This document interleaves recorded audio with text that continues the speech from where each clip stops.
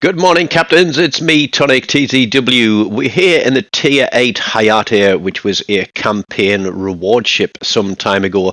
Not a ship that I've played a lot of, but given that we have a separate premium challenge each week, and I love my destroyers, this is the ship that I've been taking out and playing, and we are really working up a sweat in this one. If you want the replay, just skip forward to 1 minute 30.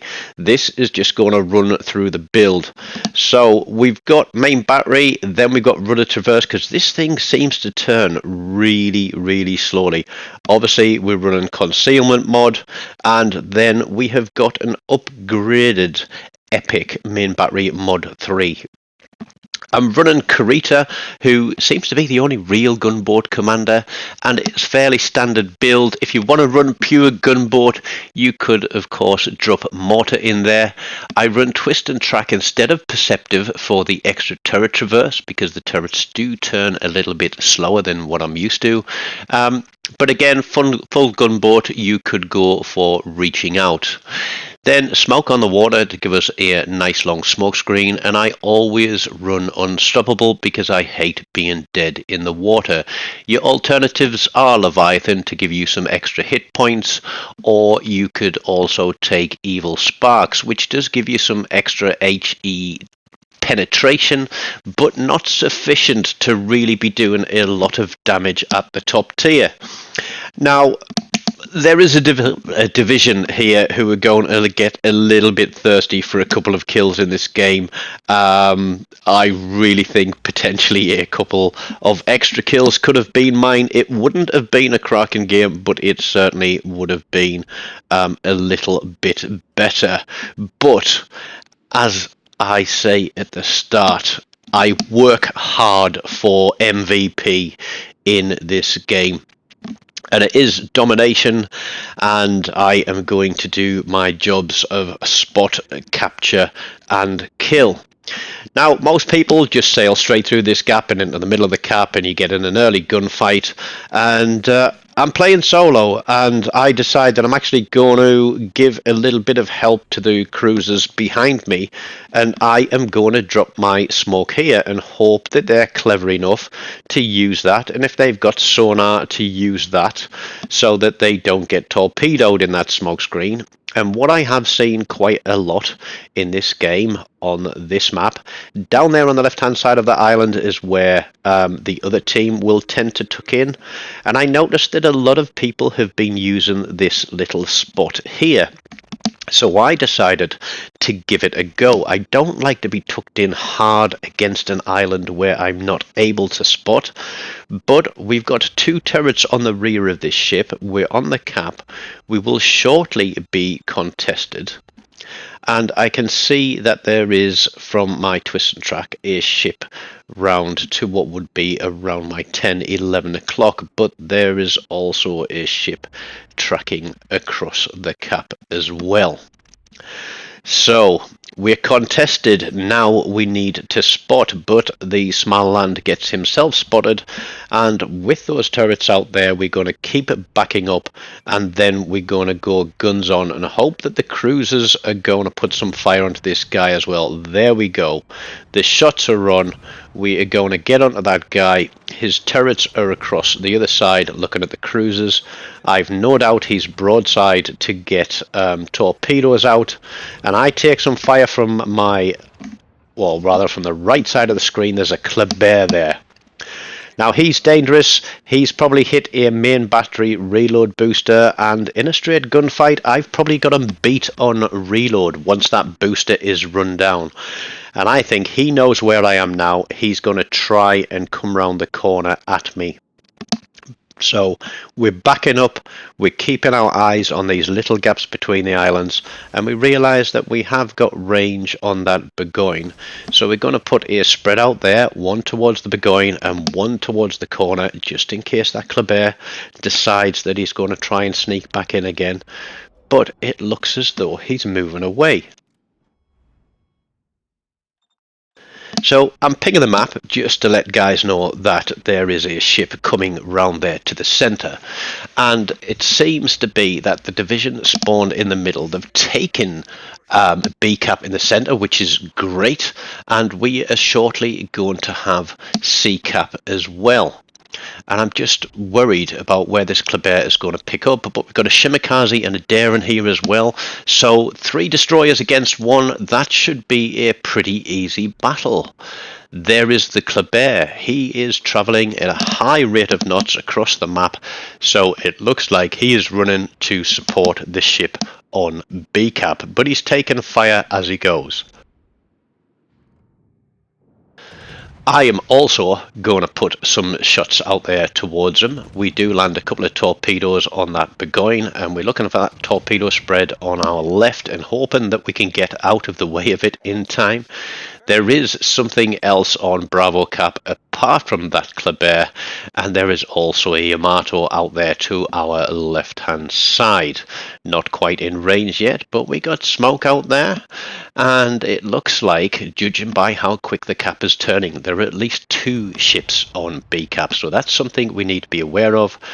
Now, did we get spotted by the Yamato firing our guns? We're going to put another couple of salvos out there towards him as we track over.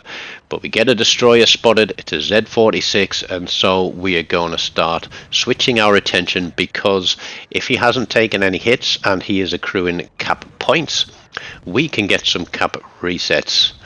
Now the question again is, has he just put torpedoes out? The Yamato is burning. It looks like damage is ticking on him, and I'm thinking, are we going to get on the kills and pick up that Yamato? We lose the Brindisi to the Burgoyne, but just as that Yamato is about to burn out, one of those guys in the division in the Burgoyne picks up a cheap kill with a full salvo against a 0 health Yamato.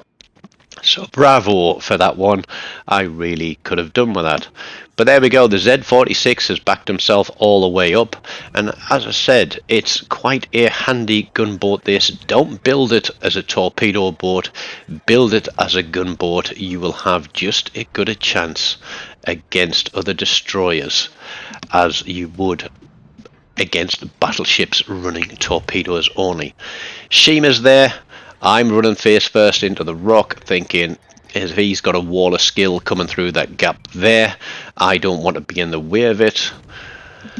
The Kleber is still out here because we're still contested, and this is why paying attention to the minimap and what is going on will help you survive. Now, you might have seen from my build that I am running William Sims as one of my inspirations to give me additional hit points.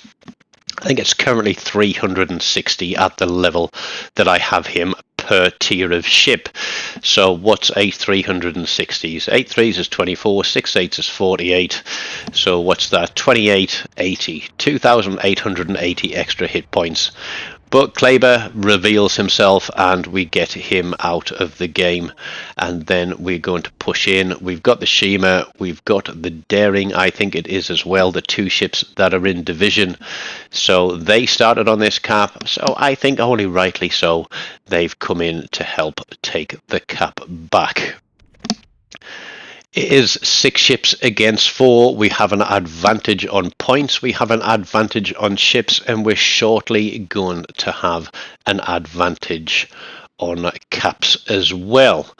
But then everybody's going to kind of do their own thing. These 2 destroyers and the Burgoyne are going to go herring off after damage, because there is a battleship at the back of the map there. I think that's red team's Burgoyne, who currently isn't spotted. There he is, he's just popped up again now. But there is a Shimakaze out there too. Now we've got 4 destroyers against 1 destroyer, 1 cruiser and 2 battleships, and I'm trying to think, at this stage of the game, where is this battleship? All I can see is that his shadow is on the far left hand side of the minimap. So I'm thinking he's gone the long way around, taking himself completely out of the game. Now, Tulsa's a radar cruiser. I don't particularly want to be on the receiving end of him, but I want to distract him and try and pull him towards me and into those torpedoes and hope that he will turn and that the Burgoyne out there will get some shots on him. But this Tulsa only has eyes for me because everybody else doesn't appear to be in really any kind of position to get fires on. Looking at the mini-map, we've got two destroyers. That's the Shima and the Daring, who are on the opposite side of the island. There's one destroyer running down the last Shimakaze. The Shima takes out the Burgoyne, and I'm thinking I'm pretty much screwed now unless either of these other destroyers can lay on some fire and help me with this one. But we're going to dip out of range of the Tulsa, which is going to allow us to drop detection. We've still got shots going through the air, and we are going to land another fire on that guy as we drop out of range down to 2,700 hit points. So had we not been running sims, we would be dead already. So those additional hit points have actually saved my skin here in going up against that Tulsa. But our Shimakaze, the one in division, manages to take out red team's Burgoyne. And so we have another destroyer and a cruiser running down that Shimakaze. I just want to defend this cap, but I want to steer well outside of torpedo range of that Tulsa, and then my twist and track indicator pops to the front. Now, the first thing that I'm looking at here is where my detection ring is to that island, because what I don't want a ship to do is come sailing around that island in front of me and be within my detection range, i.e. able to see me, and I've only got 2,700 hit points left. But there we go, it's a Giuseppe Verdi, and this is where I make a mistake, because I thought that his radar was 9 kilometers. It's not. It's more than 9 kilometers, so I need to turn away and open up distance, and I get knocked all the way down to 95 hit points. There is literally rust and barnacles holding my ship together at this point, and I just want to stay skinny and drop detection before he gets a reload.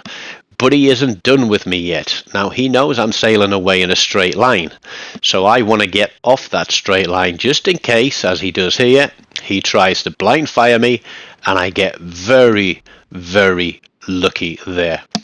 We've broken through the 100,000 damage. We've got 2 kills, we've got a solo cap, and we've got a cap assist. This Giuseppe knows that he needs to take the caps and kill some ships to win the game. Now, he's just burned 1 radar, which means that those guys on B cap and pushing back towards B cap are safe from radar for the time being. I'm gonna farm this guy for what I can. But I've pretty much covered half of the map here from C cap all the way across to B, and I did want to push across for A cap, but with 1 ship left and pretty much a 400 point lead, this guy sailing into the capture point, yeah, we need to farm some cap resets, don't we? Because that's easy XP. It's easy money, and a ship the size of the Giuseppe Verdi, we get a fire on him, and we're out of range of his secondaries, and looking at that cruiser that is turning broadside to him to get his torpedoes on, with pretty much no hit points left at all, that is not going to be a survivable move. Yeah, you should stay far enough away when you haven't got any hit points left, like I'm doing. But we're keeping the whales onto this Giuseppe. There goes the Drake. I'm surprised that wasn't a secondary kill, and I realized that that Giuseppe is going to go bow in to that island, so he's going to have to back up, which is why I put my second spread of torpedoes slightly to the rear of where he's going to be at the moment. We've picked up a high caliber, which is taking at least 30% of the overall hit points of the red team and having hit at least 4 ships. Now, I've lost count of the number of ships that we've shot at so far, but the Giuseppe's engines are out. He's obviously on a damage control. You'll have noticed that while I was behind the island, nobody else could see him, but now that I'm out from behind the island, we have a fire at him. We pick up a Confederate. That's 20% damage to at least 6 ships of the enemy team. If the fire doesn't get him, the torpedoes will, but no, the daring that was waiting for me to spot takes the kill. So that's 2 cheap kills pulled away from me at the last second by those guys in the division. But just under 122,000 damage, 175 main gun hits, only 2 torpedo hits.